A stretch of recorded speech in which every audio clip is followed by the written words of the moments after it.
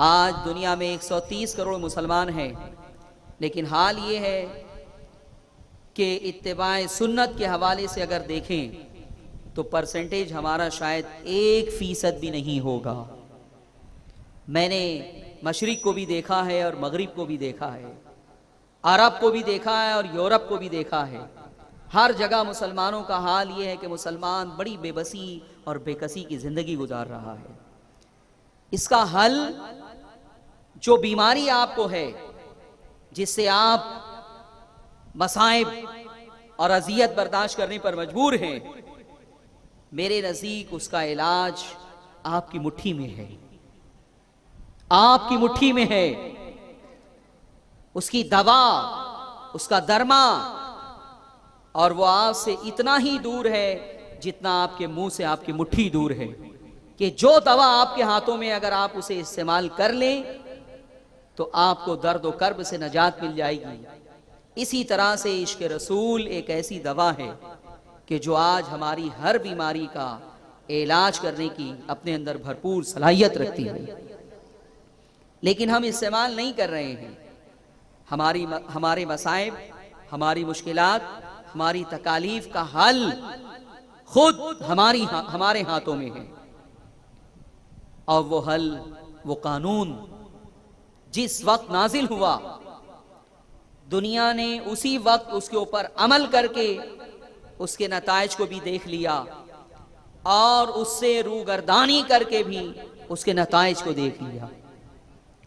قرآن عظیم کی جو آیت مبارکہ میں نے تلاوت کی ہے، یہ دراصل جنگ احد کے بعد نازل ہوئی تھی۔ جنگ احد کے بارے میں آپ جانتے ہیں کہ مسلمان فتح کے بالکل قریب تھے، فتح حاصل ہو چکی تھی تقریباً، لیکن پھر اچانک عقب سے، پیچھے سے کچھ کفار نے حملہ کر دیا۔ مسلمان پیچھے سے غافل ہو چکے تھے، وہ آگے ہی آگے بڑھ رہے تھے، اور اس کے بعد جب انہوں نے اچانک حملہ کیا تو پھر وہ جنگ، اس کا جو حال ہوا وہ آج آپ کی نگاہوں کے سامنے ہے۔ اسی وقت یہ آیت نازل ہوئی تھی۔ یہ نتیجہ جنگ احد میں کیوں برآمد ہوا؟ دراصل قوم کو یہ تجربہ کرا کے بھی دکھا دینا تھا۔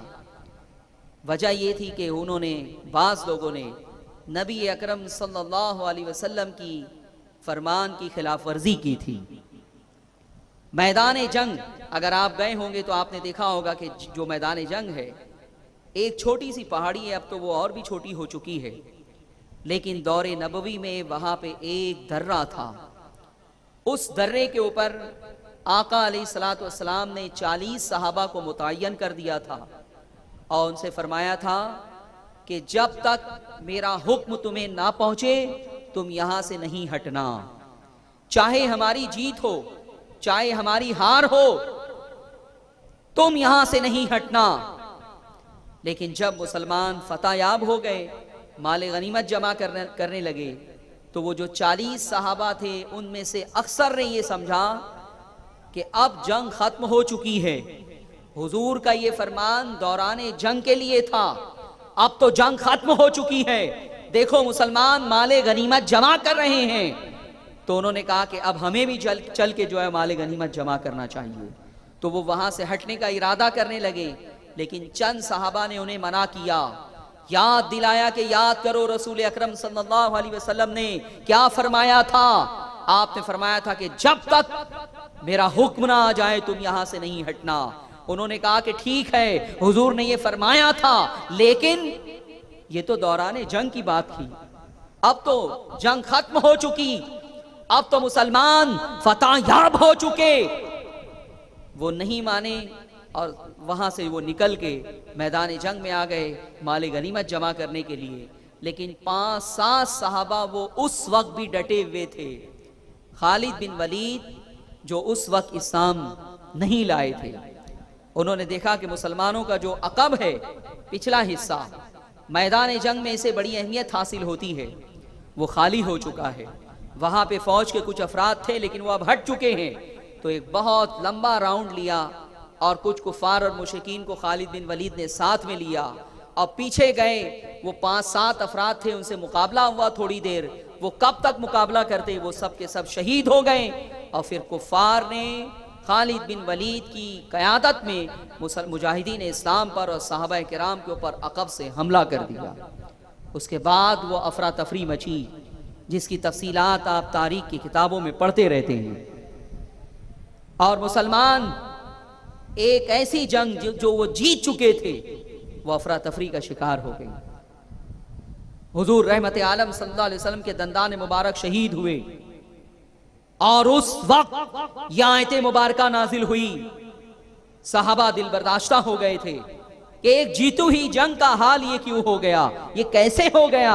میں شکست کا لفظ استعمال نہیں کر رہا ہوں اس لیے کہ اس کی ممانعت بھی آئی ہے، لیکن یہ افراتفری جو پھیلی اور اس کے بعد ان کو غلبہ حاصل ہوا، تو میرے عزیزوں اور میرے دوستوں، اس پر صحابہ بڑے دل برداشتہ تھے۔ اسی وقت آیت مبارکہ نازل ہوئی، وَلَا تَهِنُوا وَلَا تَحْزَنُوا، سستی نہ کرو، غم نہ کرو، وَأَنْتُمُ الْأَعْلَوْنَ إِن كُنْتُم مُؤْمِنِينَ، سر بلند تم ہی رہو گے اگر تم مومن کامل ہو۔ سبحان اللہ، سبحان اللہ۔ اور اس طرح سے دور نبوی میں یہ دکھا دیا گیا امت کو کہ اگر امت مسلمہ رسول کے حکم کی خلاف ورزی کرے گی تو اس کا نتیجہ یہ ہوگا، اور جب حکم کی تابعداری کرے گی تو اس کا نتیجہ یہ ہوگا کہ تم ایک مختصر سی مدت میں 3 بر اعظموں کے تخت و تاج کے مالک بنا دیے جاؤ گے۔ سبحان اللہ، بے شک، سبحان اللہ۔ فتح، کامیابی، کامرانی، عزت، وقار، یہ سب پروردگار عالم کی جانب سے تمہارے قدموں میں ڈال دیے جائیں گے۔ اور صحابہ نے تعلیمات رسول پر عمل کر کے دنیا کو دکھا دیا کہ یہ نسخہ کیمیا دنیا میں نازل ہوا، یہ قوم ہے اسے گلے لگانے والی، یہ قوم ہے اتباع سنت کی خوگر، اور اس کے بعد اس کے نتیجے میں قدم قدم پہ کامیابی انہیں حاصل ہو رہی تھی، اللہ کی تائید، اللہ کی حمایت انہیں حاصل ہو رہی تھی، اور کسی میدان میں بھی وہ ناکام نہیں ہوتے تھے۔